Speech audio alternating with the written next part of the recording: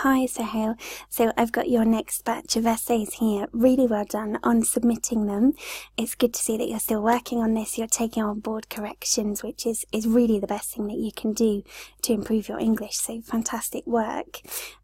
Your essay was on, as we said, restoration of old buildings, and the question was, the restoration of old buildings in major cities around the world costs enormous amounts of money. This money would be better spent on providing new housing and road development. To what extent do you agree or disagree with this opinion? Okay, so an opinion-focused essay, this one. To what extent do you agree or disagree? Let's see what you've got then. So, experts throughout both developing and developed world have debated the utilisation of the public funds for the maintenance of the heritage structures, or using the same for building of new infrastructure. This essay will argue that the development of cities is imperative, using examples of the UK government and the Ministry of Internal Affairs, China, to demonstrate points and prove arguments.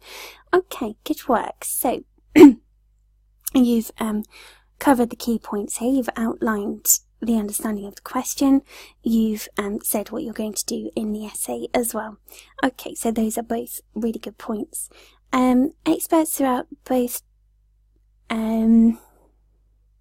Okay, so in order for this to flow better, I would say experts in both developed and developing countries have debated the use of public funds for the maintenance of heritage structures. Full stop. Okay.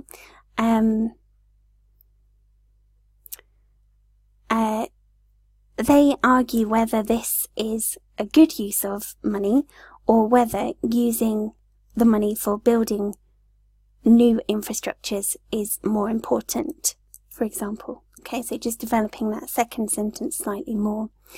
This essay will argue that the development of cities is imperative, great use of imperative, using examples of the UK government and the Ministry of Internal Affairs, capital A there, China, to demonstrate points and prove arguments. Okay, well done. Good. On the one hand, comma, there is ample evidence that the money generated through tourism of old buildings is enormous, and therefore it is necessary for the governments to maintain them. Okay. That the money generated... Okay, so we'd slightly change the order of the sentence here and say there is ample evidence that the money generated by old buildings through tourism, okay, so it's generated by the old buildings because they are a tourist attraction, tourists come and see them, etc. So by old buildings through tourism is enormous, and therefore it is necessary for the governments to maintain these buildings. Okay, just to make that really clear instead of using that pronoun there. Also, this word enormous is an extreme adjective, and normally in an essay we try to be slightly less extreme, for want of a better word. So what we'd normally say here is significant. This way the word is less emotional, it's unbiased that way, so is significant. Okay, the central reason behind this is that the money spent on the refurbishment of old buildings is negligible when compared to the amount of money generated through their tourism. Okay, well described there. For example, recent empirical research by the UK government demonstrated that 90% of all the money generated through tourism of such buildings was spent on the development of the area around these buildings. Great example, really well done. Therefore, it is conclusively clear that the money spent for the maintenance of the old buildings not only enriches the city's heritage, but also generates huge capital. Okay, good. Well done. What strikes me here is that your evidence is brilliant, but I would also suggest that you pick up on that fact that the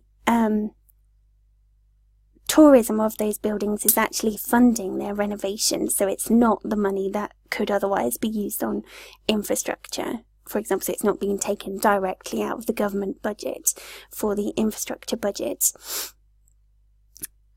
So, for example, saying, therefore, it is conclusively clear that the money spent for the maintenance of the old buildings not only enriches the city's heritage, but also generates huge capital and is funded by the buildings themselves. Okay, or is funded by the use of the buildings themselves. That way you're acknowledging how this evidence proves that the renovation is not a big, well, it is a big cost, but it's not a big cost at the cost of housing and road development. So it's not being taken directly out of the government's budget and replacing housing and road development. Okay, because it's funding itself. They need the renovation in order to get the money to renovate the buildings.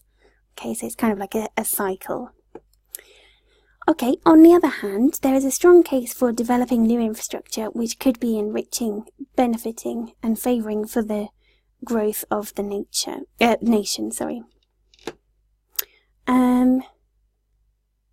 Now, be careful with these two words here because they don't really fit in this context. Developing new infrastructure which could be...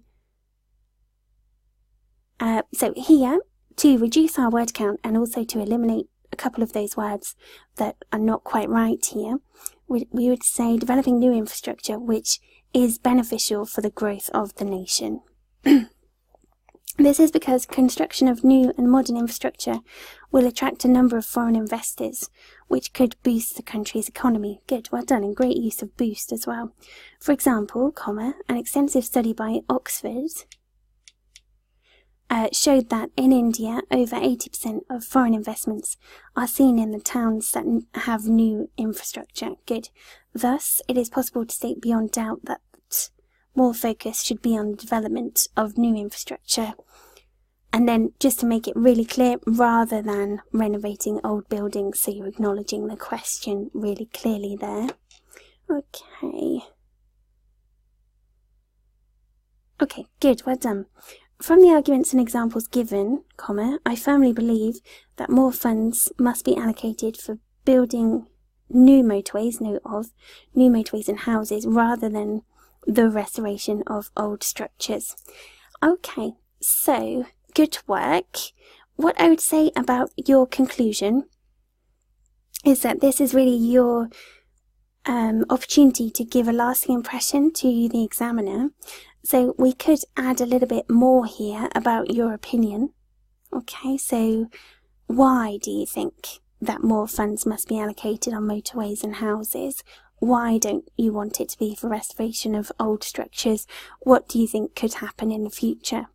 Etc. So just developing slightly longer, so not a really long paragraph, but maybe another sentence or two just to reaffirm your opinion there. But yes, very good work there.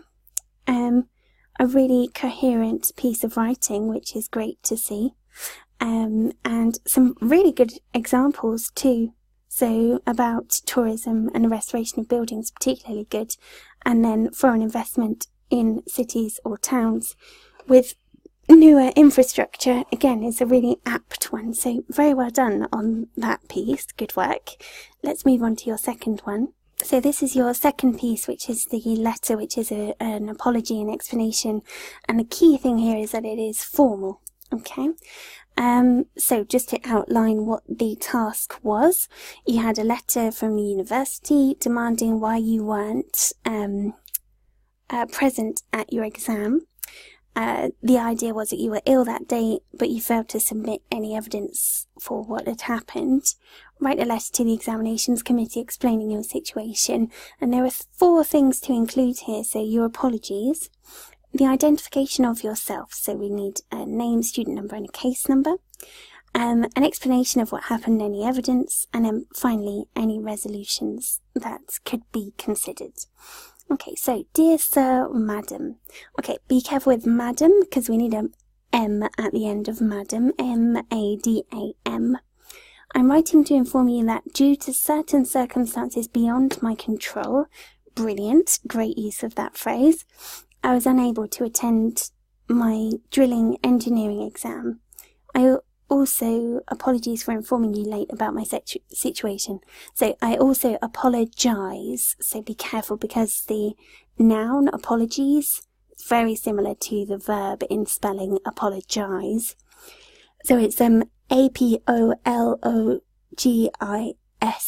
Apologise for informing you late about my situation. Good, well done. A great start to that letter. Okay, my name is Ms. Sohail and I'm currently pursuing my Masters in Oil and Gas Engineering. Then you'd say, in the Department of Petroleum Sciences, my student ID, both uppercase letters there, ID is da-da-da, and my case number is da-da-da. Good, well done. So you've identified your name, student number, case number, which is exactly what was stated in the question. Is good. Okay. Oh, excuse that pop-up window there. Okay, so the next part. I was feeling uneasy and ill a day before the test.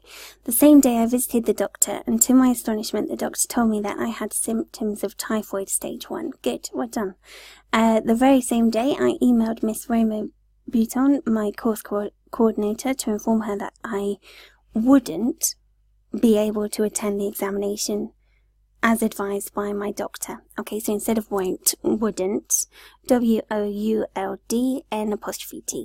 be able to attend the examination as advised by my doctor. Attached to this letter are my medical certificate and the copy of the email to my course coordinator. Okay, perfect. I would request you to conduct a substitute examination if possible. Okay, so this last phrase is a little bit unnatural, so I would request